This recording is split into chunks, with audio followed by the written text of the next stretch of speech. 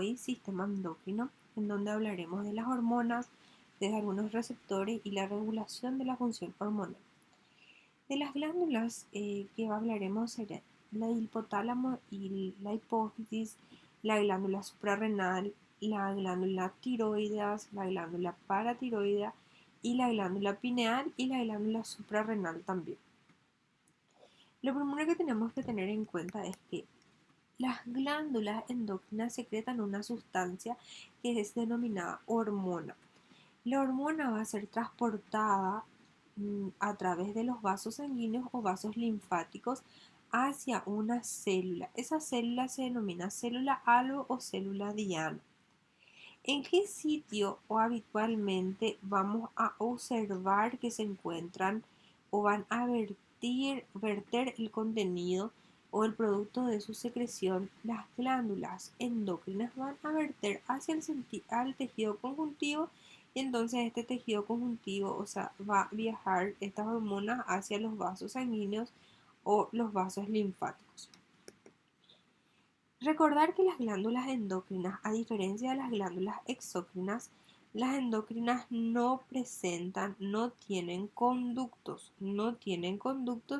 y su contenido es vertido hacia el espacio, o sea, vamos hacia el tejido conjuntivo y van a viajar hacia la sangre, hacia las células dianas o células halo. Las glándulas endocrinas son la glándula suprarrenal, la glándula hipófisis, las tiroides y paratiroides y la pineal. Son las glándulas que hablaremos en esta clase. Los ovarios, la placenta y el testículo tocaremos estos temas en el capítulo del sistema genital femenino, los ovarios y las placentas, y el sistema genital masculino acerca de testículos. Bueno, las hormonas entonces presentan una actividad biológica. Estas hormonas son sustancias que presentan actividad biológica. Ellas son secretadas por las glándulas endocrinas y son vertidas hacia el capilar o hacia un vaso sanguíneo, hacia el torrente sanguíneo. Estas hormonas solamente van a actuar sobre una célula blanca o célula diana específica que tenga un receptor para esta hormona. Es como si fuera una relación entre una llave y un picaporte. Entonces, esta hormona solamente va a abrir o va a desencadenar una respuesta de esta célula en blanco si es que esta célula presenta su receptor. Si es célula en blanco, célula diana, esa hormona sí debe presentar un receptor porque las hormonas son altamente específicas también. Existen varios tipos de hormonas de acuerdo a su composición, su clasificación, que pueden ser proteicas y polipeptídicas, derivados de aminoácidos o derivados de esteroides y ácidos grasos también. Los receptores para las hormonas tenemos a los receptores de la superficie, que son estos que se encuentran justamente en la membrana citoplasmática. Si ustedes pueden ver esta imagen, aquí tenemos a la célula endocrina, libera la hormona viaja a la sangre y luego va hacia la célula diana y entra en contacto con el receptor para esa hormona y va a generar una respuesta en esa célula diana o célula albo.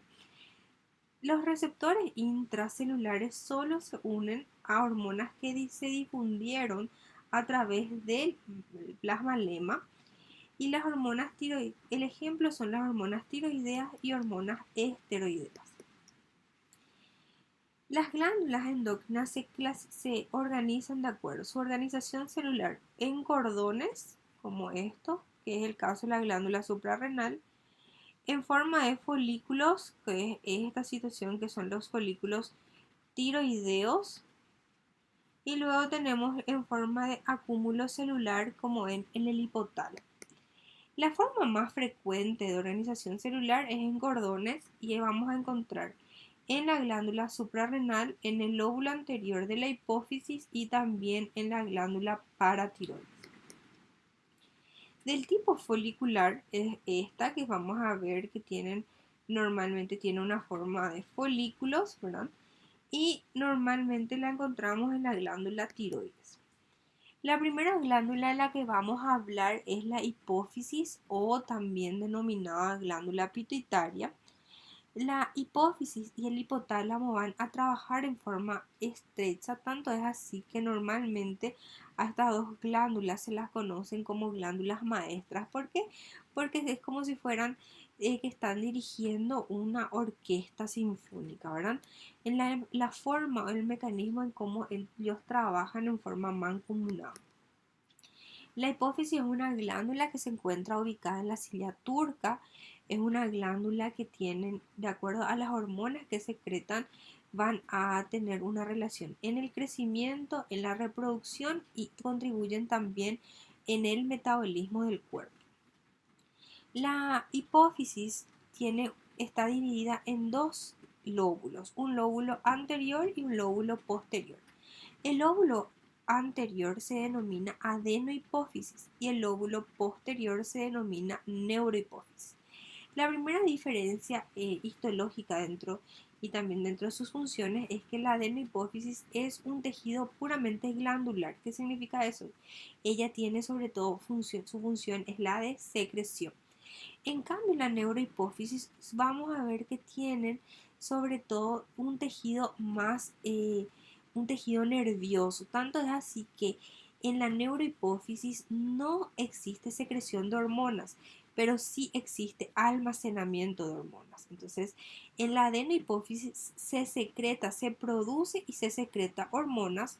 En cambio, en la neurohipófisis se almacenan las hormonas. En esta imagen podemos ver aquí el lóbulo anterior de la glándula pituitaria y acá vemos al lóbulo posterior. Acá vemos el lóbulo anterior y acá tenemos al lóbulo posterior de la glándula pituitaria. Bueno, la glándula pituitaria es una glándula que se encuentra en la cilicia turca, como ya lo dijimos. Mide alrededor de 1 centímetro a 1,5 centímetros. Tiene una diferencia de peso en relación al varón. Normalmente en la glándula pituitaria del varón tiene un peso aproximadamente 0,5 gramos y en varones y en las mujeres un poco más. Tanto es así que también en las mujeres multíparas o grandes multíparas también la adenohipófisis, la hipófisis tiene un peso mayor. Casi todas las hormonas que la glándula hipófisis secreta está controlada o está íntimamente relacionada al hipotálamo. Además de controlar la hipófisis, el hipotálamo recibe también impulsos del sistema nervioso central y entonces también regulan, por ejemplo, recibe información acerca de la concentración de electrolito, de las hormonas que están circulantes en sangre y controla el sistema nervioso autónomo. Bueno, como ya lo dijimos, la adenohipófisis, o sea, la hipófisis distal, intermedia y tuberal. En la región distal o lóbulo anterior de la adenohipófisis vamos a ver que está cubierta por una cápsula fibrosa y está compuesta por cordones de células redondeadas. En la adenohipófisis vamos a ver que a las células que se encuentran en la adenohipófisis la podemos clasificar o diferenciar de acuerdo a la coloración o al color con el cual tienen mayor afinidad. Tanto es así que podemos denominarle a las células que se encuentran en la adenohipófisis como cromófilas y cromófobas, y dentro de las cromófilas las volvemos a clasificar en acidófilas y basófilas. A las acidófilas, las que tienen mayor afinidad con colorantes ácidos como la eosina, entonces por lo tanto lo vamos a ver de color rosa. A las basófilas las vamos a ver que tienen una mayor afinidad hacia colorantes como la amatoxilina y por lo tanto le vamos a ver de color azul. A las cromófobas, en cambio, se consideran cromófobas aquellas células que se consideran que perdieron ya sus productos de secreción y se tiñen su citoplasma más pálidamente. En esta imagen podemos observar a las células que son basófilas aquí y a las células acidófilas. Como pueden observar, su citoplasma es rosa, y acá vemos a las cromófobas. ¿Ven cómo el citoplasma es pálido? Entonces, en las adenohipófisis podemos clasificarlas en cromófilas, de acuerdo al tipo de célula, en cromófilas y en cromófobas, de acuerdo a la coloración. Y las cromófilas se vuelven a clasificar en acidófilas y basófilas. También otra clasificación de las células del adenohipófisis pueden ser de acuerdo a sus productos de secreción, que vamos a ver que se clasifican en gonadotrofas, corticotrofas, tirotrofas. Dentro de las acidófilas, tenemos que el ejemplo de acidófilas son las somatotrofas o somatotropos y las mamotropas o lactotropos. Estas células acidófilas, como dice su nombre, se tiñen de un color rosa, un color más naranja y tienen una afinidad con el eosino. Tenemos que pueden ser las somatotropos o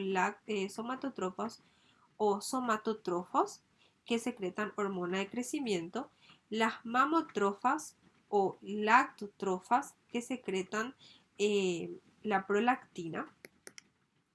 En esta imagen podemos observar a las cromófobas y aquí vemos a las acidófilas. Las acidófilas y las basófilas son cromófilas y las cromófobas son justamente que sus citoplasmas se observan pálidos.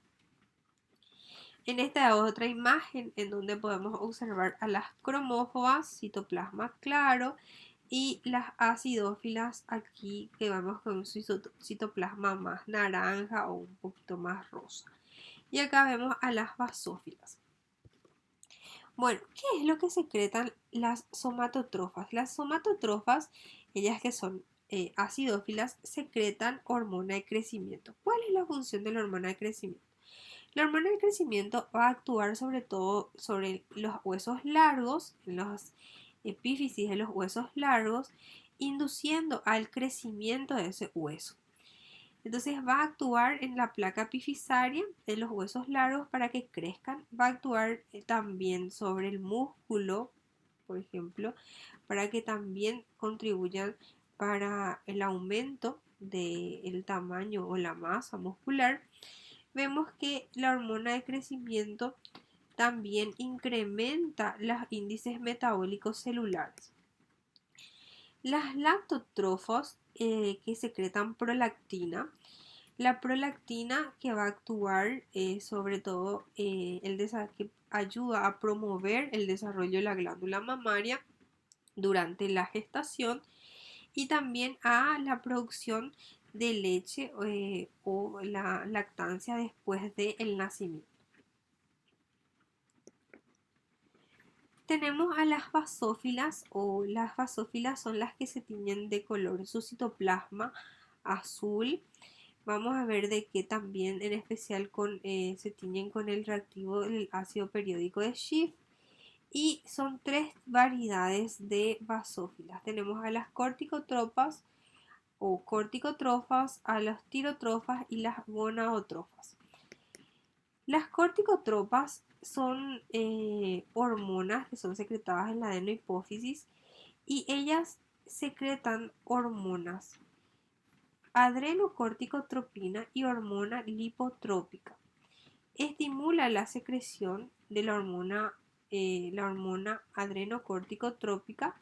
Estimula a las células de la corteza suprarrenal para que éstas liberen sus productos de secreción.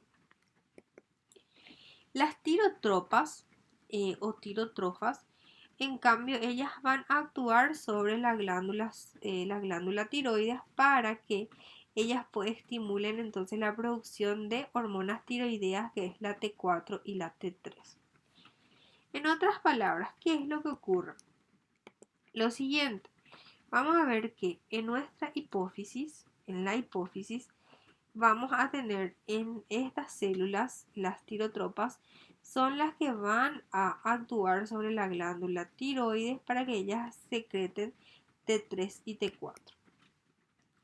Las gonadotropas son hormonas que son secretadas también en las gonadotropas. Son células redondas que van a secretar hormonas y estas hormonas están inducidas para su secreción, son las que inducen la secreción son las hormonas liberadoras de gonadotropina. ¿Cuáles son estas hormonas que son secretadas por las gonadotropas? Son las hormonas folículo estimulante y la hormona luteinizante. Las hormonas folículo estimulante y las hormonas luteinizantes.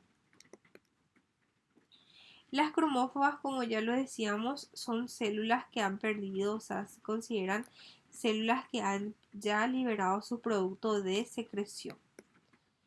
También encontramos células folículos estrelladas que no se saben hasta hoy día cuál es su función exactamente. Presentan unas prolongaciones y se cree que que dan soporte físico. En la parte intermedia se caracteriza porque tienen muchos quistes y podemos encontrar algunos cordones basófilos a lo largo de la red de capilares. Tenemos en la porción tuberal, es una extensión del lóbulo anterior a lo largo del infundíbulo con forma de tallo. En el lóbulo posterior de la hipófisis vamos a recordar que el lóbulo posterior de la hipófisis no va a producir ninguna hormona. Lo que va a ocurrir aquí en el lóbulo posterior es el almacenamiento de las hormonas. El lóbulo posterior de la hipófisis tiene un tejido más nervioso, es un tejido más nervioso, y aquí vamos a ver de que se almacenan dos hormonas bastante importantes que son la hormona oxitocina y la hormona antidiurética o vasopresina. Estas hormonas son secretadas en realidad en el hipotálamo son secretadas estas hormonas y son solamente almacenadas en la neurohipófisis. Si ustedes observan en esta imagen, verán que aquí la característica histológica de la adenohipófisis es totalmente distinta a la neurohipófisis. La neurohipófisis se observa más un tejido nervioso. La hormona antidiurética facilita la reabsorción de agua de los túbulos distales y los conductos colectores del riñón porque modifican la permeabilidad del agua. Contribuyen a la homeostasis hídrica y a la osmolaridad de los líquidos corporales. También en la neurohipófisis se almacena una hormona que se denomina oxitocina, también conocida como hormona de la felicidad, que ella va a actuar sobre la glándula mamaria para que se contraiga y entonces se pueda, en realidad la contracción ocurre del músculo liso de los conductos excretores de la glándula mamaria y entonces pueda ocurrir el vaciado de la leche. En el útero vamos a ver de que va a contribuir en la contracción del útero durante en el trabajo del parto, por ejemplo, o al momento del parto. También tenemos que, como habíamos dicho, es la hormona de la felicidad o considerada hormona del amor. Las células que se encuentran que son típicas vamos a ver prolongaciones nerviosas o axones, vamos a ver en la neurohipófisis y la célula que vamos a encontrar en la hipófisis asociado a capilares fenestrados justamente se denomina pituicitos. Los pituicitos entonces son células que son bastante parecidas a los astrocitos y se cree que también le brinda soporte a la hipófisis. Está la pars nerviosa o nervosa y está la pars distal y acá tenemos a la pars nervosa de la hipófisis. Existen recuerden de que en la neurohipófisis nosotros vamos a acumular hormonas y que es la oxitocina y la vasopresina. Esta oxitocina y la vasopresina va a estar acumulada en unos cuerpos que se denominan cuerpos de Hering. Estos cuerpos de genes representan las acumulaciones de gránulos neurosecretores y en este sitio es donde se van a almacenar o el lugar donde se almacena a la oxitocina y a la hormona antidiurética. Recordar una vez más que la neurohipófisis no sintetiza nada. ¿Dónde es que se sintetizan? Estas hormonas se sintetizan en el hipotálamo. ¿En qué lugar? En el núcleo supraóptico, que producen vasopresina, y los núcleos supraventriculares producen oxitocina. Recordando nuevamente que la adenohipófisis la podemos clasificar a las células de acuerdo a la coloración. Pueden ser acidófilas o pueden ser basófilas. Aquí está representada acidófila en una tinción en su citoplasma más naranja. Y tenemos dos hormonas, dos células que se encuentran, que son acidófilas, que son las lactotrofas, que secretan prolactina, y tenemos a las somatotrofas, que secretan hormona de crecimiento. Entonces, esta célula puede ser una somatotrofa o puede ser una lactotrofa. Si es una lactotrofa, que va a secretar prolactina. La prolactina actúa sobre qué estructura? Actúa sobre la glándula mamaria. ¿Qué va a hacer sobre la glándula mamaria? Estimular al crecimiento y maduración de esa glándula mamaria, sobre todo durante la gestación. Y tenemos a la otra célula, que es la célula somatotrofa, y esta célula somatotrofa va a secretar la hormona de crecimiento, y la hormona de crecimiento va a actuar en el tejido adiposo, en el músculo estriado, esquelético sobre todo, y en el disco epifisario de los huesos largos. En el caso de las basófilas, o las células que son basófilas, vamos a ver de qué son las células corticotrofas, que secretan, por ejemplo, adrenocorticotropina, que va a actuar sobre la corteza de la glándula suprarrenal. Las hormonas tirotrofas, que van a actuar a las tirotrofas, que van a secretar hormona estimulante la tiroides,